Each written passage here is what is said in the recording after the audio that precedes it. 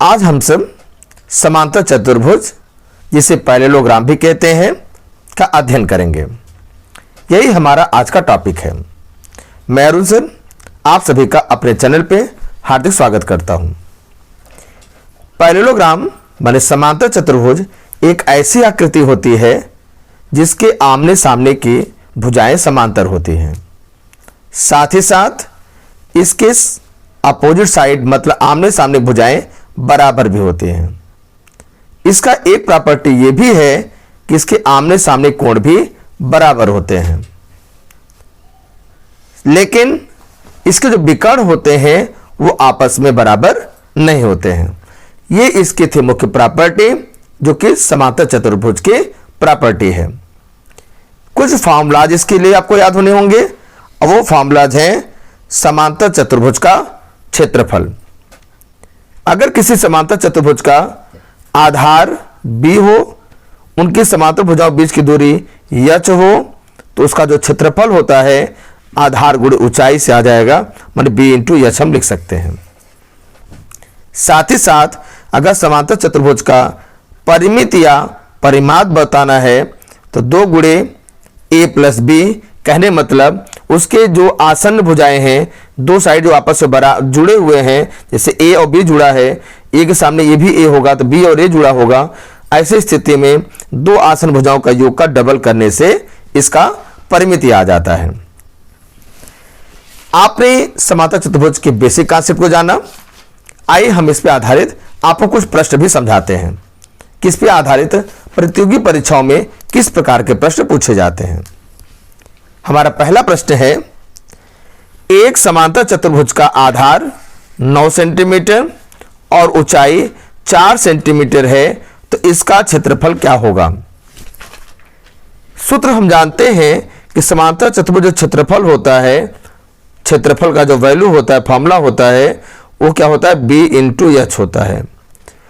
जहां पे b की अगर हम बात करें, समांतर चतुर्भुज बना के आपको समझाएं, तो ये हमारा समांतर चतुर्भुज है जिसमें आधार को b कहते हैं बेस और ऊंचाई को h कहते हैं।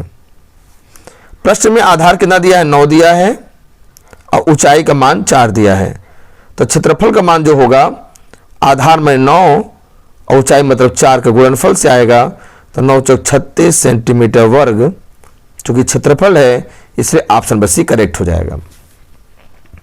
ये तो पहला क्वेश्चन मैंने आपको समझाया कि प्रश्न में अगर क्षेत्रफल पूछ रहा है समांतर चतुर्भुज का, तो ज्यादा दिमाग नहीं लगाना, केवल आधार और दिए गए ऊंचाई का गुणनफल से ही क्षेत्रफल उसका आ जाएगा। परिमित भी प्रश्न में पूछा जा सकता है। अब परिमित के लिए हम चलिए क्वेश्चन नया लेते हैं।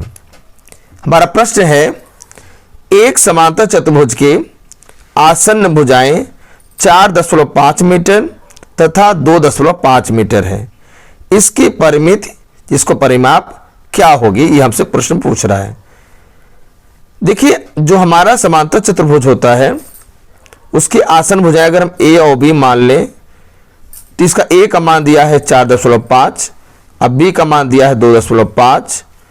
आप नियम लगा सकते हैं कि परिमित मतलब होता है बाहर बाहर बाउंड्री का सम, आपको जोड़ना पड़ेगा। तो आमने सामने भुजाएं बराबर भी होती हैं, 4.5 यहां भी हो सकता है, 2.5 इसका मान हो जाएगा। सबको जोड़ के भी हम मान बता सकते हैं, लेकिन हम बताएंगे आपको फार्मूला से।